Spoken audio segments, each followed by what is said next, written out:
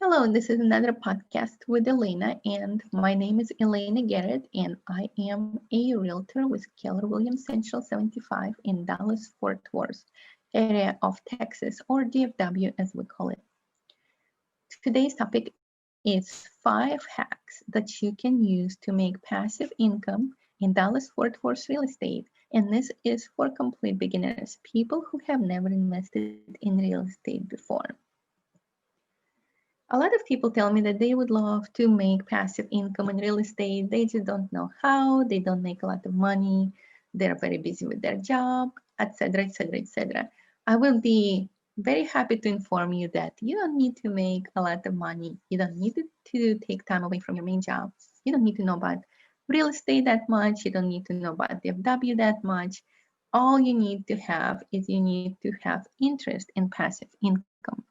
On top of interest, it would be helpful, not necessarily mandatory, but helpful to have a decent credit score. And or if you don't have a 600 plus FICO score, then to have a co-signer or a partner or somebody who is willing to go on a loan with you so you can get access to leverage. And you also it helps but not necessary to be able to raise money for the down payment for your very first property. Once you acquire your first property, the rest is kind of the system kind of runs itself. But the first property to acquire, you might need to find a way to raise some money for that. I'm probably going to do another podcast on how to do that. So let me introduce myself. Again, my name is Elena Garrett, and if you are interested in passive income in real estate, let me know. I can definitely show you how you can. I'll definitely identify investment opportunities for you, show you how much money you're going to make out of each opportunity. If you need to, I can help you to secure funding and properties, and then put the whole process into action. And then once the system is running, I can help to monitor the health of your investments to make sure that you're making as much money in that property as you can. So without further ado, let's jump into the topic. 5 hacks to make passive income in real estate. I'm going to talk about house hacking.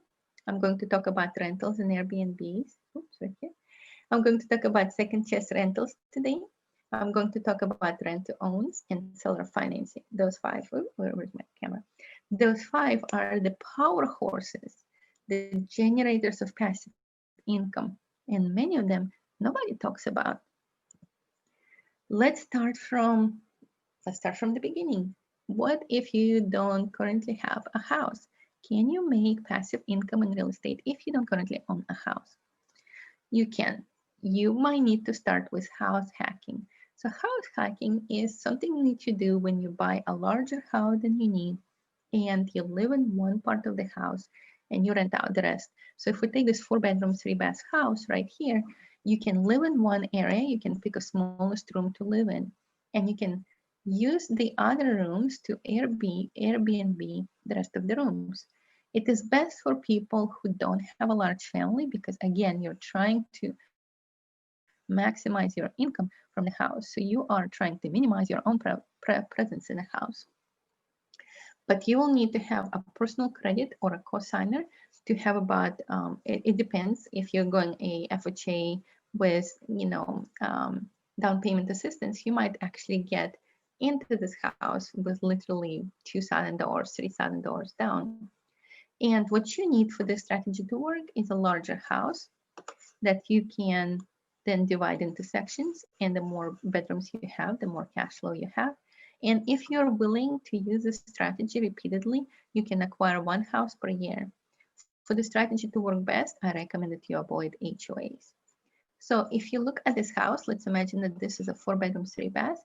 Let's start our calculations. If your total mortgage payment, this is mortgage interest, taxes, and insurance that comprises your mortgage payment. If your mortgage payment is about $1,800 per month, you can live in the smallest room and you can Airbnb the other 3 rooms at $600 or more per month, depending on how much you Airbnb them for. That's how your profit is going to, end up looking like. But you can, if you do that, then these 3 rooms are going to pay your entire mortgage payment. So you're going to live rent-free from now forward and never pay rent again. And the money that you didn't pay for rent will be saved for your next down payment.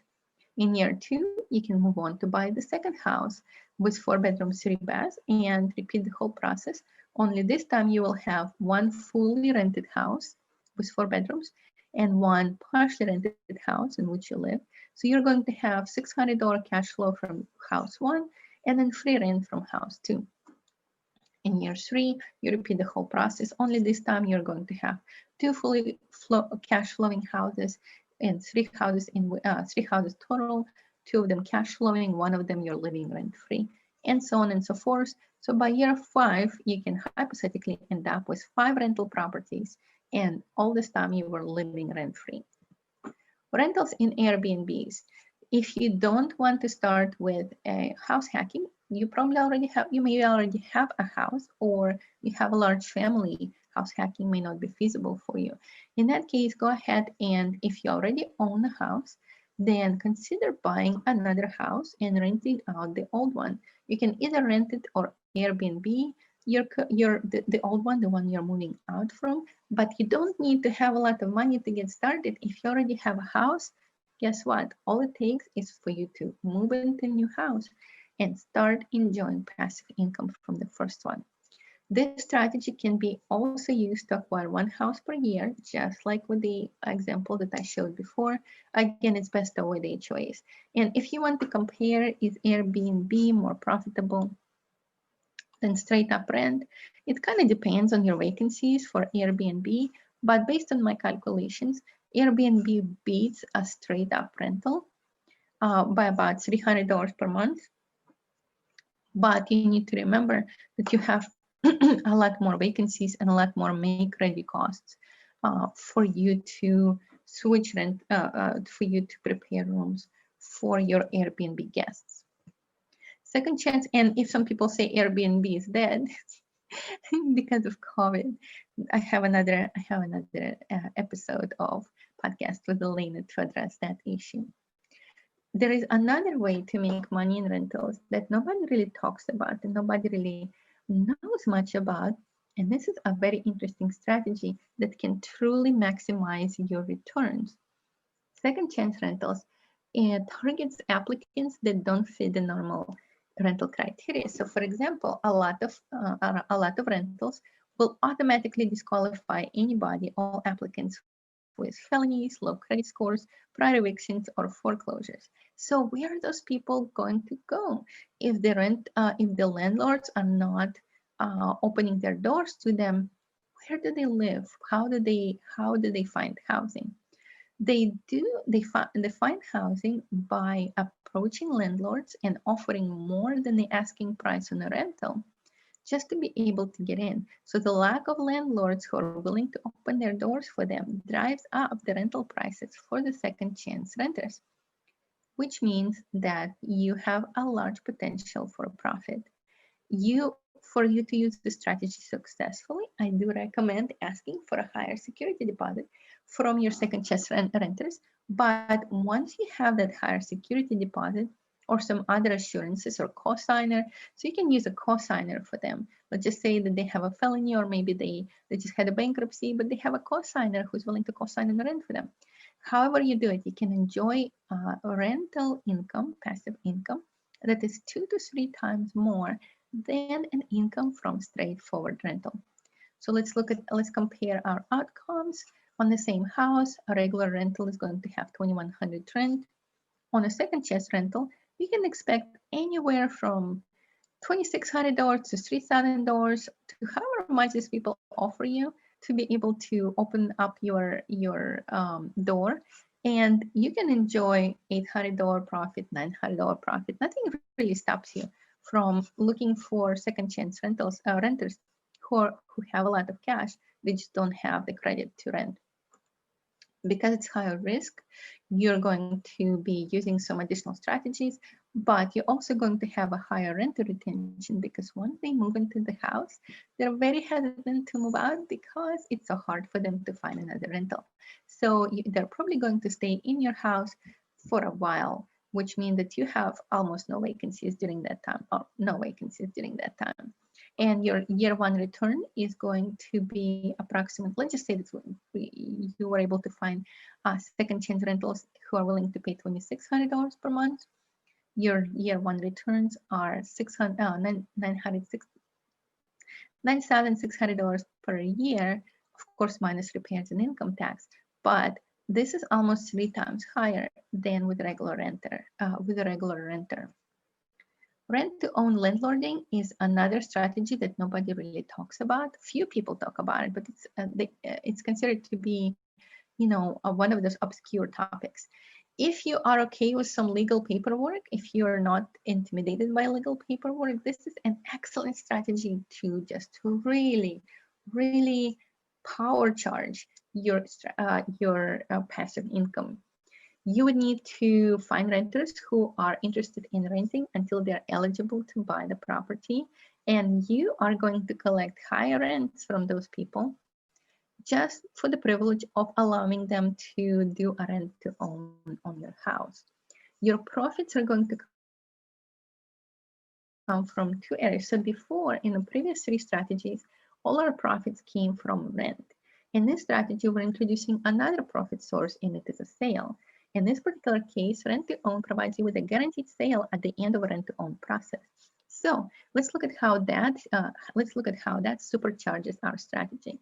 We still have our mortgage payment of $1,800. Only in this case, on year one, we're collecting $2,600 more. And again, we can charge these people as much as they're able to pay, because rent to own is such a hard property to find. Because they're so rare, very many, a lot of renters have hard time finding an opportunity to rent to own. You providing that opportunity for them makes them to fight for your attention by bidding one over one another in terms of how much they're willing to pay for rent. So your year one returns would be approximately the same as from the second chance landlording, but your year 3 returns would also include the profit from the sale. So I calculated based on, I already looked at the house. Let's just say that this is a true house that I looked at, and I looked at its rent and sale potential. So in year 3, you can potentially collect, if the renters continue with their program of rent to own, you can collect about $37 worth of profit from a sale. And also by that time, you already collected about $29,000 in rents over a 3-year rental period. So you'll combine a passive income of $29,000 with a nice cash out of $30,000. What does it mean? It means that instead of buying one property with just profit from rents, you can now buy 2 properties, because you're going to have 2 income boosts during this whole process. So if you are looking to acquire more properties faster, then rent to own landlording is an interesting strategy to explore. Seller financing for home buyers. Seller financing is something that a lot of people use to acquire properties. Now, in this particular case, you're going to turn this process around and actually offer seller financing for those people who are looking to become home buyers. Now, this is a little bit more advanced. It's a more advanced strategy, and it will require you to have access potentially to a commercial loan, which means you will need to have a higher down payment on that loan. If you're interested in details, then contact me and I will discuss it with you. But your profit will again come from 2 different income sources. One of them will be a profit from monthly mortgage payments, and another will be a guaranteed sale that you will make in year 1. So it is a process that I'm going to describe in another podcast, but for right now, let's just look at what the outcomes looks like. If you are to take our 4-bedroom, 3-bath house, then you're actually going to have lower carrying costs, because you, again, without going into the details, you're not going to be paying taxes and insurance on that house. You're only going to be paying loan principal and interest on the commercial loan that you got. But you're going to offer the house to the new buyers at $2,005 per month, creating a $800 profit. As you can see, your profit initially looks like it's about the same as with rent to own landlording, but in reality, it is not. Why? Because your profits are cumulative. Your profits are cumulative because you're now, instead of charging them rent, you're charging them interest, and interest is cumulative and rent is not. Without going into too much math on that, let me just tell you that on year one, you're probably going to collect about $15,000 profit from the sale, and you're going to collect about $20,300 profit in interest. Now, of course, you still need to pay taxes. For taxes, you also will have new type of expense, servicing and realtors, but you will have no repairs whatsoever on the house because the house will now belong to someone else. So in year one, your profits are going to be $15,000 plus $27. It's $35,000 on year one. And on year three, because again, your interest is cumulative, you're going to end up with a total $55,000 in interest collected over a 3-year period. And of course, the profits will continue to grow on year three. Those people are paying, already paid you $55,000 per in interest. And if they don't refinance your loan, you'll continue to collect more and more money every year because your interest is cumulative. So at the end of year three, and I'm just arbitrarily capping your profits at year three, so it will be more comparable to the first four models that we looked at. At year three, you'll collect $15,000 from sale plus $55,000 in interest. That brings you to a $70,000 profit. So $70,000 profit in year three for seller financing for home buyers. You're going to have approximately $60,000 in profits from rent to own landlording at year three. At year three, you can expect approximately $10,000, $30,000 at year three and second chance renting. You're going to collect approximately, let's just say 5 multiplied by 3, $15,000 or slightly less for Airbnb. And house hacking, you're going to be collecting approximately $3,000 to $3,000 at year three. So this is the summary of 5 different strategies for income generating passive income with real estate. Now, this is for DFW area of Texas. I have no idea how other states or how other areas of Texas are doing with second chance landlording or with seller financing. But if you're interested in finding out more about any of those strategies or generally in investing in Dallas-Fort Worth real estate, let me know. I am available. My phone number is on the screen. My email is on the screen. My website is on the screen. Don't forget to hit like and hit subscribe. And if you are at all interested in passive income, you don't have any, currently don't have any savings, you currently don't have any experience, contact me, let me know, let's start working together. I guarantee you that you will have your first rental income within 1 to 2 years if you're willing to work with me on getting yourself into this business. Thank you so much for watching. It's been Podcast with Elena, and enjoy your day.